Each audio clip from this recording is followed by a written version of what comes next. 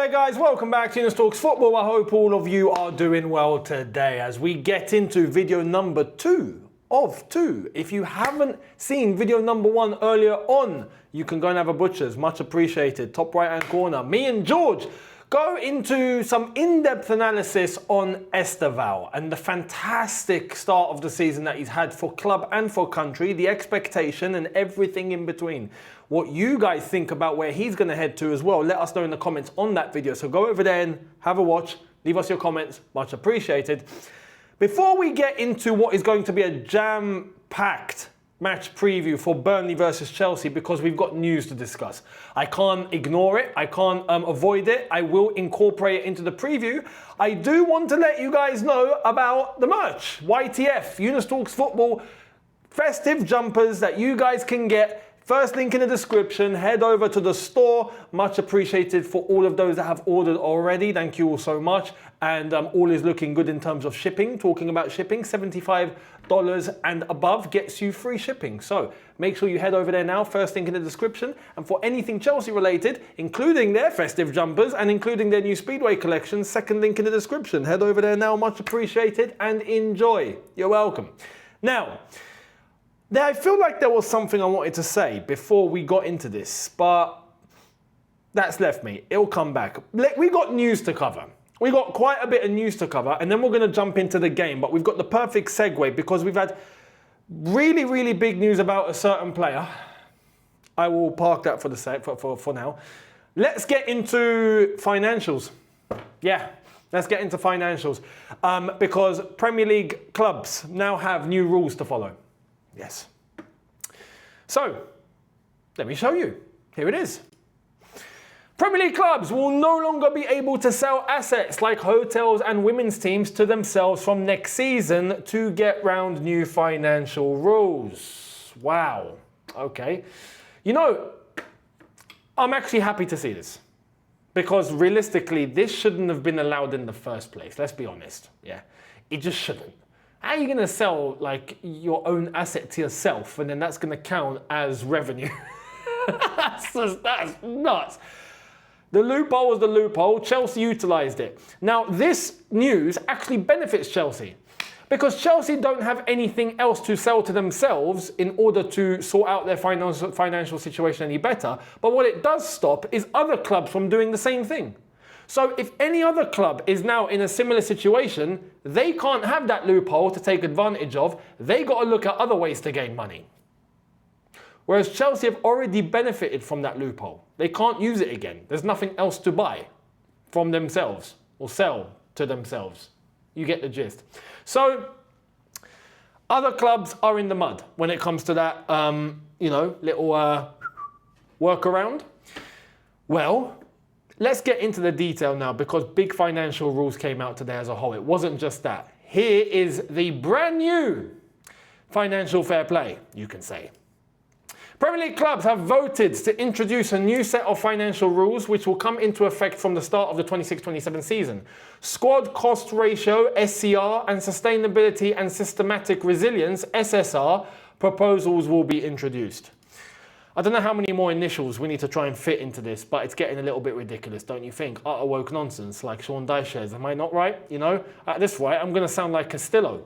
You know, FFP, PSR, SCR, SSR, VAR, MP3, HDMI, USB, PS5, flipping.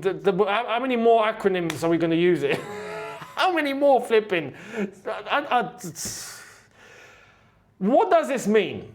What does this mean? Well, let's get into it. Here's what the new SCR and what was the other one? Is it SSR? I've lost track at this point. Like I'm starting to run out of brain space for these acronyms. Here's the new PSR. So SCR, squad cap ratio, will regulate clubs on-pitch spending to 85% of their football revenue and net profit loss on player sales. Clubs will have a multi-year allowance of 30% that they can use to spend in excess of the 85%. Utilising this allowance will incur a levy And once the allowance is exhausted, they will need to comply with 85% or face a sporting sanction. The new SCR rules are intended to promote opportunity for all clubs to aspire to greater success and brings the league's financial system close to UEFA's existing SCR rules, which operate at a threshold of 70%. The other key features of the league's new system include transparent in-season monitoring and sanctions, protection against sporting underperformance, an ability to spend ahead of revenues, strengthened ability to invest off the pitch, and a reduction in complexity by focusing on football costs. So,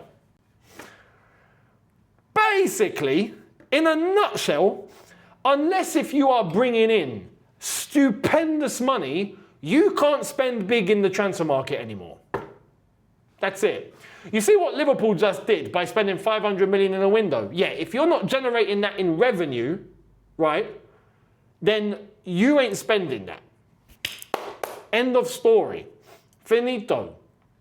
In fact, it's not even now, a case of having to just look at the revenue and then have a good portion. Like now, you are restricted to 85% of the footballing revenue. You can't go over. So I think it's safe to say going into the transfer market and spending big on players is gone. Which in turn, see, this is why I have to actually ask the question. Because we don't know what's going on behind the scenes. Unless if you know what's going on behind the scenes. I personally don't know what's going on behind the scenes, right? I can try and dig and find out and have contacts and network and all this, and you hear little things here and there, but I genuinely have no flipping clue what's going on inside the Chelsea boardroom. I have no idea, right? I don't know what's going on within the Premier League clubs. No idea. I can only guess. Did the Chelsea ownership anticipate these rules coming in very, very shortly?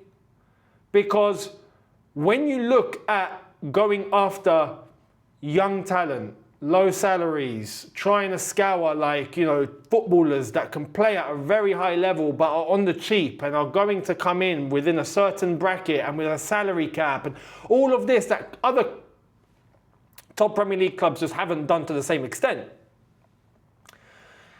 Are the Chelsea ownership ahead of the game? Did they anticipate this? Did they know this was going to be coming? And then got themselves ahead of the curve? I can only speculate. Because right now, it looks like we are ahead of the curve. Now it looks like with all the bracket that all the Premier League clubs are now in, well, we're ahead of the curve. We've already done a lot of the mileage that the other clubs are now going to be forced to do. And if you remember, not long ago, but over the last few months, it's been a case since last season, the back end, it's been a case of, hang on, are the club onto something and are the rest going to follow? And we were talking about Man United trying to follow, if you remember, which they've not really done. But I feel like now everyone's going to have to follow because it's just as simple as that. Unless you are bringing in stupid money in terms of revenue, you're not going to be able to spend big anymore. You have to manage your spending properly, which we technically already do, kind of. We spent big properly, but we do bring in terms of player sales, we do rotate, we do generate great net spend, but in turn, we do go after young talent, we do go after players in numbers, and we do go after what we think we can fit and then send on loan and then develop and then sell a bit and then keep here, and then we do all of this. Other clubs are going to have to start doing the same thing because there's no other way around it. So that's that. Let me know your thoughts on FFP, PSR, MP3, USB, PS5, HDMI, shout out Castillo. You know what I mean? Let me know your thoughts down below on what you think on all of this saga. Now, I've got to show you another piece of news. This is now I am genuinely baffled. Lucas Bajek, Football Business Mind on Twitter, we already seen, spoke about Oracle and the imminent new Chelsea front of shirt sponsor, right? I showed you all of this. And then we had Nizar Kinsella telling us, hang on, no, it's not as close as it seems. Like, relax, guys. And I was like, hang on, what? But this is a conflicting report. It doesn't make sense, right? What's genuinely going on? Well, Matt Law's given us a lowdown too. So before we jump into the Burnley game, we got to address this. This is starting to get ridiculous now. Some of the reporting, Matt Law says, around the Oracle deal was sort of jumping ahead too much from what I'm told. There was reporting around potential sort of agreements with Clearlake that got completely rejected to me when I put it to people. So what's going on? Someone explain. What is going on? Are we getting a sponsor or not? Like now this is getting done. You know what I mean? Like now it's not just the first time, it's not the second time. Like now we're being flipping led astray like a bunch of flipping, I don't know, clowns at this rate. Like, what is going on?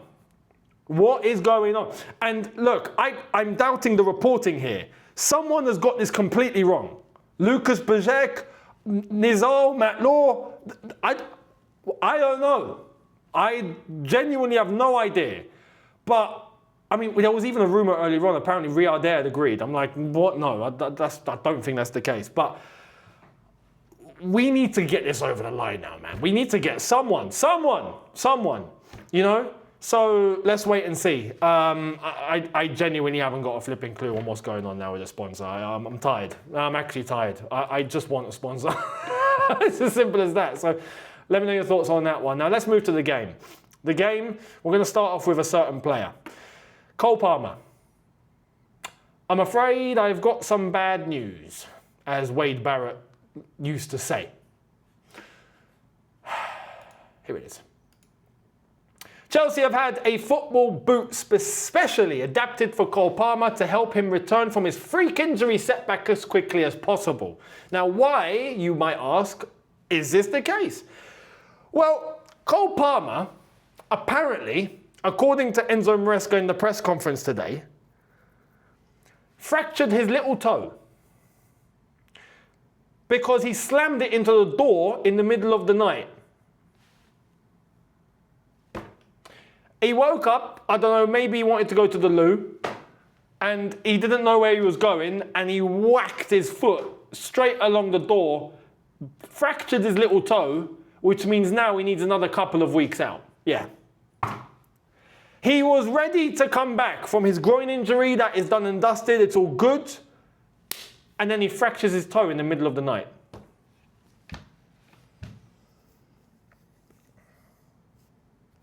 And as a consequence, now he's missing Burnley, he's missing Barcelona, and he's missing Arsenal.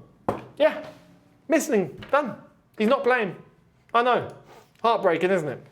Well, this is what they think this new specially made boot can help him with. The club hope that if all goes well, that Palmer could return in time for either the trip to Leeds or Bournemouth. This is a message to all of you. If you get up in the middle of the night, yeah, you have two choices. You have either lived in your house for so many years that you can literally navigate it blind without anyone even thinking of trying to tell you where to go, yeah? Or put the light on. Do you know what I mean? Maresca said, oh, you know, it happens. Sometimes, you know, I wake up in the middle of the night and I walk, and sometimes I don't know where I'm going and I bump my head. It happens. It happens. Yes, it happens, but it's so avoidable, man. It's so avoidable. Guys, what are we doing, man? Oh, come on. You fractured your toe by hitting a door, bruv. Like, brother. That is the most Cole Palmer thing, though, isn't it? It just is. He just comes across as such a fantastic footballer, but clumsy at the same time. Honestly, well, we're going to have to rely with no Cole Palmer for these big games, I'm afraid. Sorry, guys. So, if we move to Burnley now. Now, I wasn't expecting Cole Palmer to show up tomorrow against Burnley. By the way, for which there will be a watch-along on Shootout, so make sure you guys are subbed over there, and we will catch all of you tomorrow on there for the live watch-along. An hour before kickoff or so, we will be live, so make sure you're joining us, and from a very new facility, which is going to be flipping amazing, I think. So have a butchers. Now, Palmer wasn't expected to play tomorrow, but he was expected to maybe be around for Barca and probably surely against Arsenal. Now he's not there at all, which means we've got to manage things even better now. Now, the other bit of team news that we have from Enzo Maresca is that Benoit Badiashile is available for tomorrow, and he's there. Cool. Fantastic. Everyone else, Cool. Caicedo did have a training session, so he is back and ready to play. Everyone else ready to play. No injuries, which is great from an international break. Flipping amazing how everyone's okay. Touch wood, thank goodness. So bearing that in mind, when we look at how this is going to be managed, because we've got Burnley tomorrow, we've got Barcelona midweek, we've got Arsenal on the weekend. This is technically 3 games in a week, technically. Saturday, Wednesday, Sunday, 8 days, 3 games.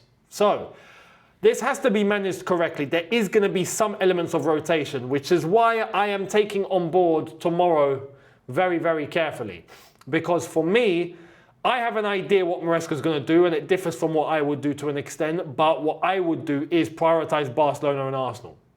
But we also need to pay attention to this game tomorrow, because right now, as the Premier League table is looking, which I'll show you right now, Arsenal on 26 points, Man City on 22, Chelsea on 20.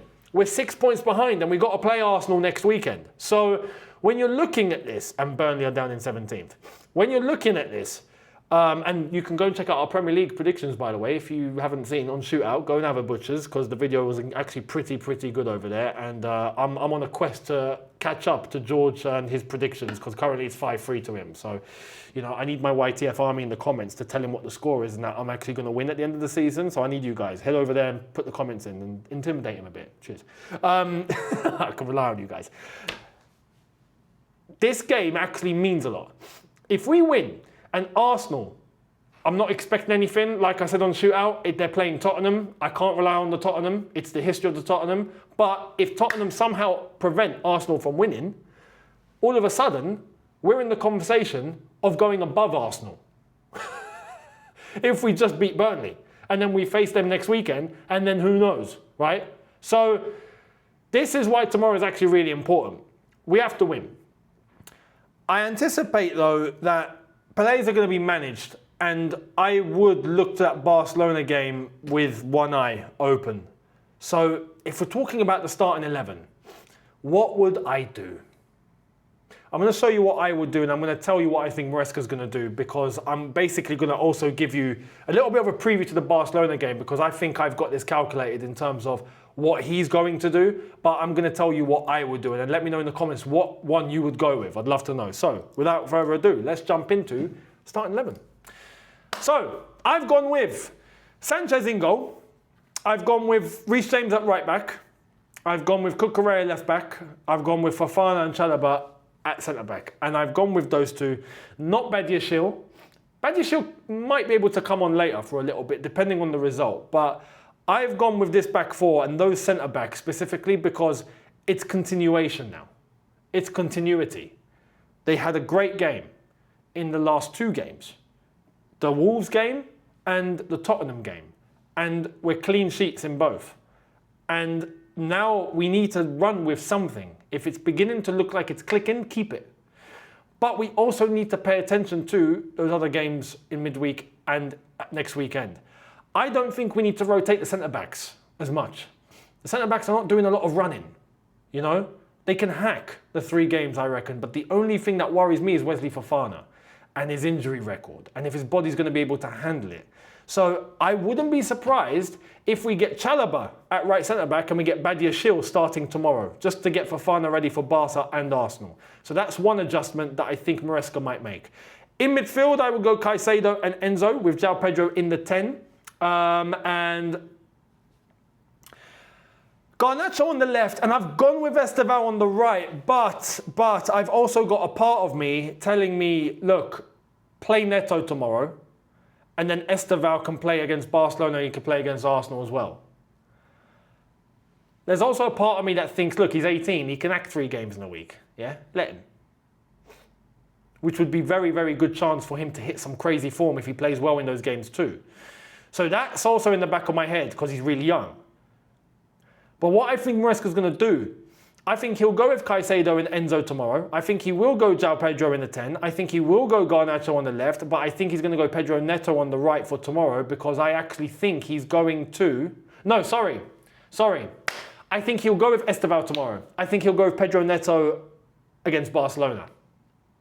And that's where I differ with Maresca. I'm pretty sure just because he wants Pedro Neto against Barca, he's going to start Esteval tomorrow. And we're all going to be happy, but Esteval will not start the Barcelona game. That's my prediction. But for me, I'd have him play all flipping 3 games. That's just me, right? And if I have to sacrifice, don't play him tomorrow. Play Pedro Neto tomorrow then. And then play him against Barcelona. Play Esteval against Barca. That's what I would do. And play him against Arsenal. But anyway, we'll see. And I've gone Delap up front as the main striker, which against Barcelona, I don't think he's going to do. Against Barcelona, which to be fair, he could and he probably should, considering that there isn't Cole Palmer. But what I think Maresca's going to do against Barcelona is actually switch this up.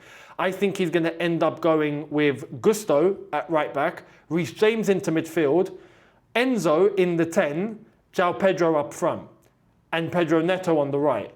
That's what I think he's going to do against Barcelona. I'll tell you what I think we should do after we see what happens tomorrow in the preview on Tuesday, where I'll give you my preview for Chelsea versus Barcelona, and I'll tell you guys what I would do. But this is my starting 11. Do you agree with it? Do you disagree? Let me know. But without further ado, we'll jump into the predictions. But this is my starting 11. Now, prediction time. I'm going to stick with what I said on Shootout, and I think it's a fair prediction. I'm going to go with Burnley 0, Chelsea 2. I reckon we'll beat them. Burnley right now are in the mud. Like I've shown you, 17th, not looking in good form. Aside from Wolves, they genuinely look like the worst team now. You could argue that was Forest. I think Forest under Sean Dyche are now going to show a bit of a bounce. West Ham under Nuno have picked up some form and they're now picking themselves up. Burnley are not. And I think Burnley will head into 19th. And I just, look, it will be very Chelsea to not get a result tomorrow so then we can get a result against Barcelona. I would be very Chelsea, but look, it's unacceptable. Tomorrow we have to go and get 3 points, especially with what's at stake. We can put pressure on Arsenal. Yes, this Arsenal team that is, looked at as flipping unbelievable, which to be fair, they've been doing very, very well. We are close to them. We can put pressure on them. So instead of having to wait and rely on others to stop Arsenal from winning the league, how about we just do it ourselves when we're this close to them now? We can, but we got to beat Burnley. So, important game tomorrow.